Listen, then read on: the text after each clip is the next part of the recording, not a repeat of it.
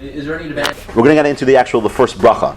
So again, let's keep in mind the premise here, which is that A, most people don't know what they're saying, and B, right, and B, that halachically speaking, the first three brachos you must have kavanah for. So if we're going to have kavanah anywhere, let's make sure we understand what we're saying by these first three brachos. Let's start off with the first bracha. So yeah, Baruch atah Hashem, Elokeinu, Elokei Avosenu, Elokei Abraham, Elokei Yitzchak, Elokei Yaakov. All right, so let's get the questions out. So what's strange about that? The God of Abraham, the God of... We're talking about three different gods? Well, hold on. Okay, good. Okay, why so... not just say the God of our... I was saying that. Okay, that's one. Why not say that? Or why not say Elokei Avraham, Yitzchak, Yaakov? Why do you say Elokei Avraham, Elokei Yitzchak? You just said Elokei Avraham, Yaakov. Why? Well, what else is missing in the structure of this bracha? What's missing? What's missing? Well, we had Elokeinu. Melech Haolam. All right. There's no malchus here. There's no malchus in this bracha. Right? It's not my question. It's brought down. We'll see in a second. So that's bizarre. Why is there no malchus in the bracha? Malchus. It should say Baruch atah Hashem, Elokeinu, Melech Haolam, Melech Malchus. Okay. So take a look at let's see which guy here. Like I said, it's not my question. Take a look at it's on the second page, I think. The Iyun TEFILAH. Okay. So I think I marked it off for you guys, right? Yeah. So he says, but if you go, yeah. So if you go before, I know where it says v'chasal avud ram, right? B'sov shar birchos mitzvos daf yudal and amnalaf the rif l'ramam shepasuk kri dibainu malchus b'chol bracha, right? So every bracha must contain malchus.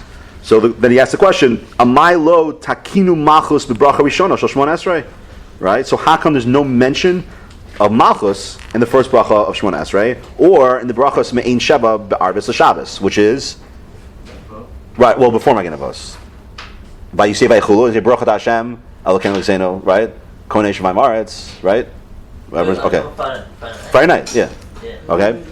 So why is there no mention of malchus there? So he gives an interesting answer. He says v'tirates the hakel hagadol, okay, nechshav malchus. That's one answer. Okay. So one answer is that the very next thing you say is hakel hagadol gibur v'nora, which we're going to take up next week. But that's what? That's malchus. Okay, so that's one answer. So we'll take that up next week. But I want to take up the other answer. V'yesh omrim she'elokei Avraham nechshav malchus. That's interesting. So once the bracha says the God of Avraham, that signifies some expression of the kingship of a Kadosh Baruch Hu. Why? Lefisha dain lo. That's interesting. Lefisha dain lo himlichu alehem dori mata. So because up to this point, okay, now what does dori mata refer to? But you should know where that comes from, by the way. So he says. So the Iyun TEFILAH says that lefisha dain lo himlichu alehem dori mata. So the notion, what he's referring to is that the recognition of God's malchus, right, wasn't evident, right, in the lower, meaning among humans, until Achaba Abraham, right, until Abraham came along, Vehodia Tibob Olam, and then he brought that natural idea to the world. Ad Kan. Okay? So what is he saying? What do you mean that natural idea? I don't know. Literally, I'm just translating literally what he's saying. So what is he saying? Like what's the idea? What does it mean that Abraham was the first? I agree with what Svidar is saying is 100% the right direction. But let me just take a step back, and then I'll take what you're saying, and then Mick, if you remember what we talked about last night, you'll see that's the idea here. So you're right. So that's actually an important idea in general, because I believe this to be the case. If you talk to most people when it comes to belief in God, and in fact I spoke at this one guy who lives in Far Rockaway, but he has an office in Hempstead. He asked me to come speak to his employees. It was a very interesting experience because I spoke to. It's very rare to give a share to both Jews and non-Jews. I mean, that's not going to happen often.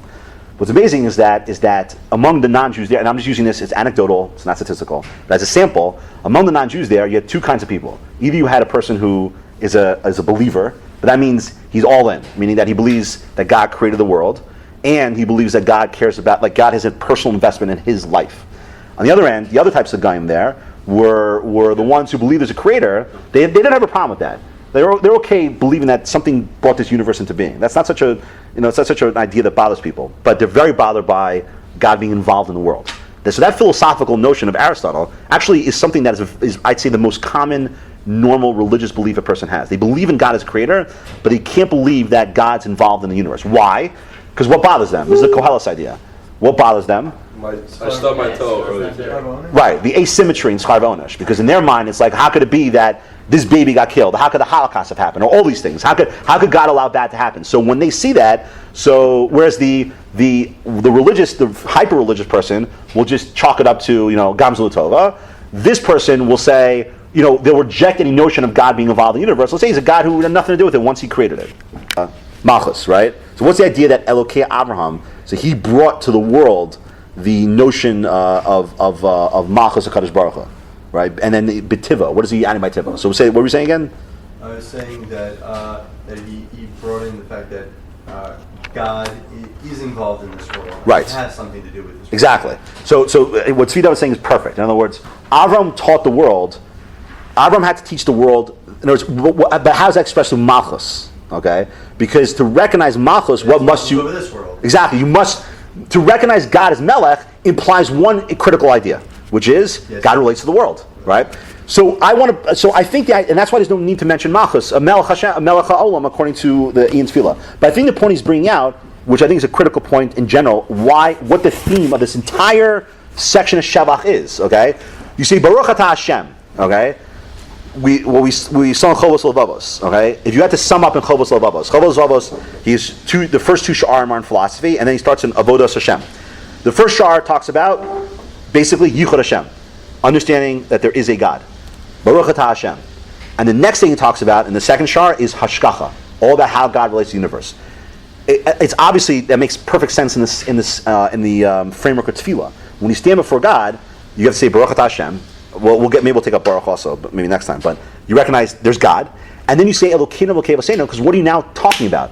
All these things, Hakel Gadol, Hagibor Vanora, Mechachel Chaim Mechesed, Hagibor, all these things reference one critical idea, which is Hashgacha. Because if you don't have an idea of Hashgacha, there's no point in engaging, obviously, in Bakasha. In other words, in order to, that's why Shevach is set up in such a way. You must recognize his Hashgacha. It's a simple assumption. Who personified that idea? According to what Ian Tefillah is saying, Avram. Avram brought that idea, I would say he brought it back, really, but he brought back to the world the notion of God's Hashgacha, that it's a reality. And only through Hashgacha's Hashem can you recognize Malchus. You have to recognize that God relates to man. If you don't have that notion, if that assumption is not in place, why would you be mispala? There's one more point. So when you say, and the point I'm trying to get across is when you're davening, these are the ideas you should have in mind. So when you say Elokei Avram, Elokei Yitzchak, Yaakov, when you're having your kavana, that means you should be thinking about that I'm setting this up as Hashgacha, and that this whole thing, the theme here is about Hashgacha, and understand like the idea before about how each of had his own chakira into understanding the reality of a Kadosh Baruch.